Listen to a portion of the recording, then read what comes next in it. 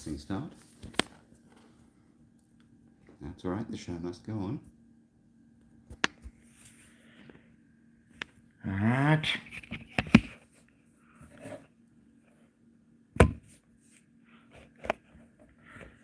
Alright,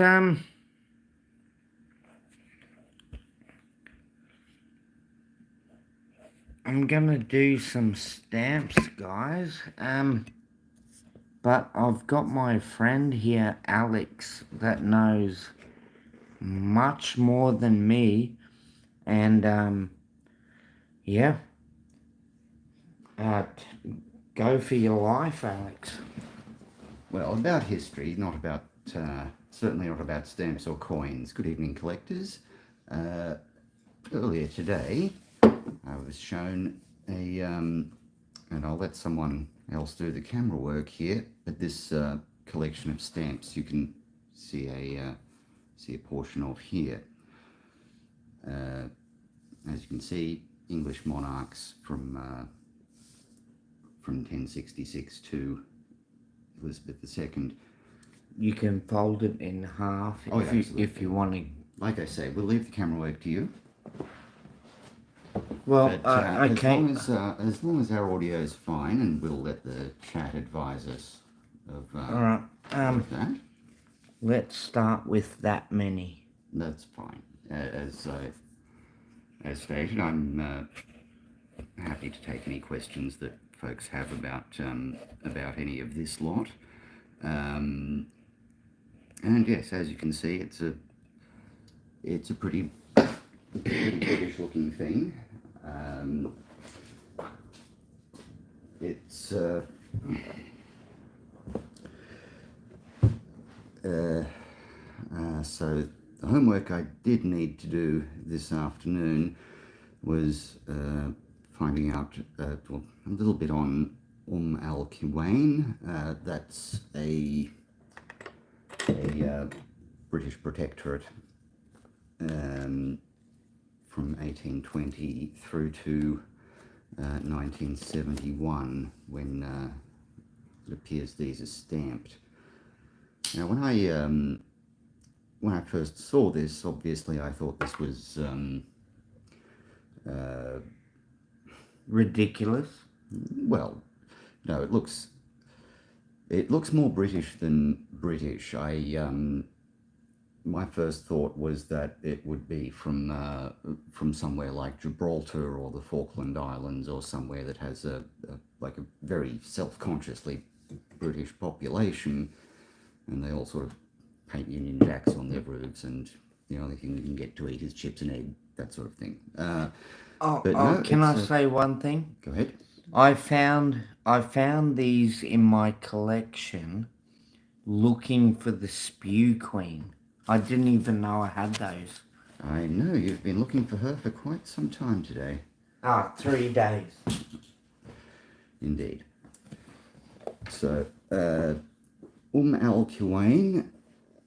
in 1971 joined with a number of its neighbours, including Abu Dhabi, Dubai, to form the United Arab Emirates, and collectively stop being a British protectorate.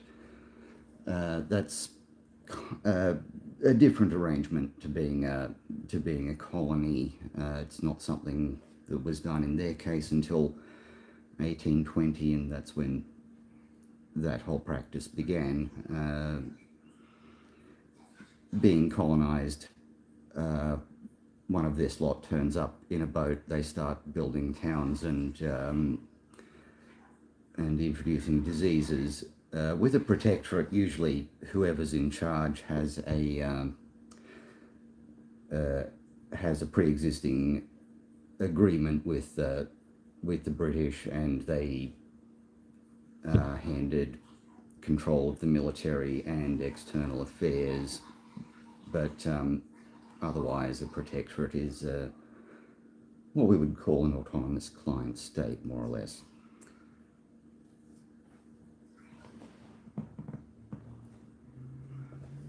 Now, I don't have an eye on the chat, but hoping to get an update on some of that soon. and maybe we can get a better view of some of these.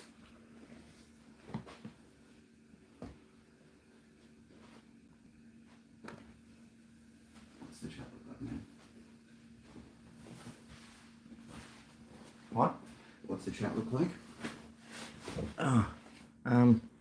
Yeah, just keep going, man. Oh, Where were you up to? Oh, well, we haven't gone through them, and Just murder it. Come on. I know you can murder it. well, going through all of them is probably beyond the scope of this video. It's beyond my scope, but just All right. Well, who did you get up to? we're not up to anyone, but as I say, I can't see the chat, but I'll assume that everyone's very engaged, and I'll try to speed run this. So, William the Conqueror, oldest boy Bobby inherits Normandy. Second gets England. Does a very bad job of it, catches the wrong end of a crossbow bolt. His little brother takes over. Norman Civil War, left out his daughter Mary, which is a bit unfortunate. Stephen, cousin, also not very good, and is only sort of nominally in charge until Matilda's son Henry. This is where we start the Plantagenet dynasty. Richard and John are two of his boys.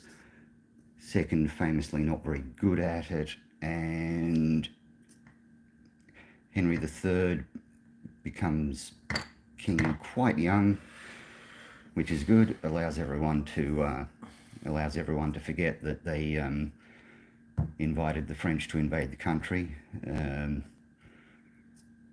Edward I, Braveheart, is terrible. Next. Next is Edward II. He's also terrible, but that thing with the red hot poker actually didn't happen. Yeah. Edward III is an absolute badass. Founds the Order of the Garter, all of that stuff. His son is also an absolute badass, but that's not him, because he died of dysentery in France. That's going to be a running theme moving forward. Yeah. Richard II also becomes king very young, does a terrible job of it, which is why it's his cousin Henry that is next, and this dynastic dispute leads to the Wars of the Roses. I am Jobbie Coins and Stamps, guys, and you're getting a stamp episode. as best we can, and to bring us back into focus on the stamps, obviously they need to fit all of this into something convenient. So yes, some people are going to be left out, and some things are going to be a bit simplified, like the dates on Henry VI and Edward IV. Obviously, this is in the Wars of the Roses. The crown changes hands about half a dozen times, so that's not necessarily going to be convenient. But otherwise, it's quite an interesting collection of stamps, and it's been a tremendous pleasure to come and have a look at them.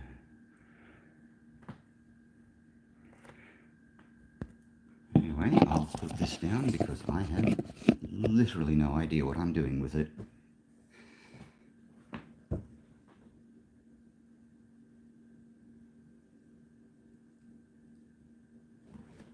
Okay, well, if no one's saying anything, we should probably call it an evening. No, who'd you get up to? Is anyone actually watching this? Well, there's fucking Henry VIII there. Indeed it is. Fucking explain who the other guys are. Sorry for swearing. Fair enough. Picking up from there, son from his third marriage, daughter from his first, daughter from his second, her cousin's oldest boy, then his, although between, sorry, this isn't on camera.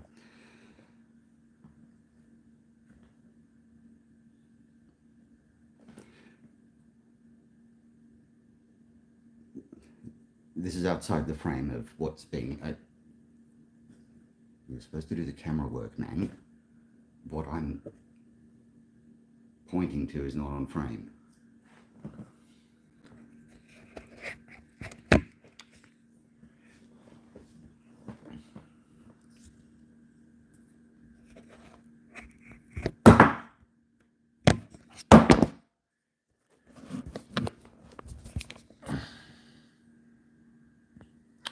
Go ahead. It's okay. This is going to take a little more editing than anticipated. No editing. Okay, well, in that case, between these two, the Fun Police take over. Stuart Dynasty peters out with this guy's daughters and a Dutch bloke that one of them was married to. Then they decide to import a monarchy from Germany because they were the first people they could find that weren't Catholic, and speaking English was something they could figure out somewhere around here. And they continue being very German pretty much until the rebranding with the First World War. If you're at war with Germany, you can't really go around calling yourself Saxe Coburg Goethe. Windsor's got a bit more of an English ring to it, and after that we have Elizabeth II, and that in 1971 was quite contemporary. So that's this collection of stamps in its entirety. And where are these from? These are from al-Quwain, which in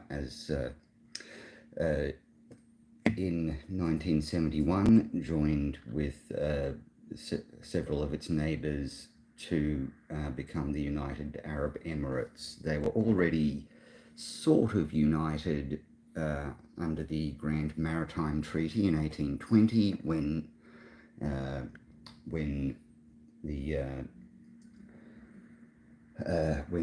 what's now the United Arab Emirates more or less becomes a British protectorate.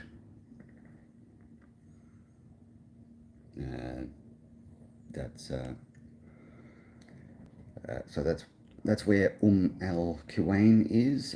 Still a city in the UAE. It was quite a small emirate, but located very importantly on the entrance to the Persian Gulf, which was quite interesting to them. But yeah, guys. I know most of my viewers are coin collectors, but I'm Jobbie Coins and Stamps.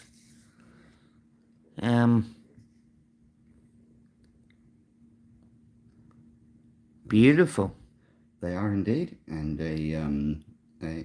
that's a whole history there of the royal family. Indeed, and if you have 20 hours to spare, David Starkey does a much better job of it than I do. But thank you for joining us all the same, collectors, and we'll both wish you a very good evening. But yes, much love. And Havoc, g'day. Jay, g'day.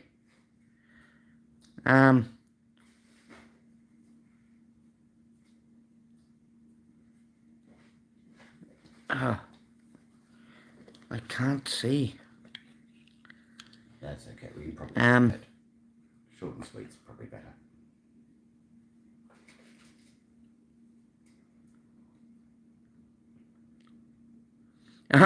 Spud's there.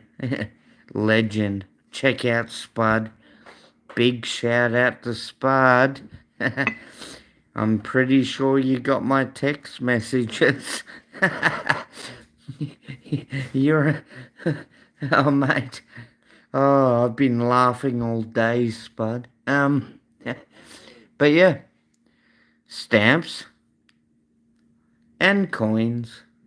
Oh, where's the Robert the Bruce one? I'm pretty sure that was there. Alright. Just a little bit of teaser there. Robert the Bruce. That's who I was named after. But yeah, Kindred Collectors, thanks for stopping by. I'll be back at the same coin time on the same coin channel. And happy hunting. Much love.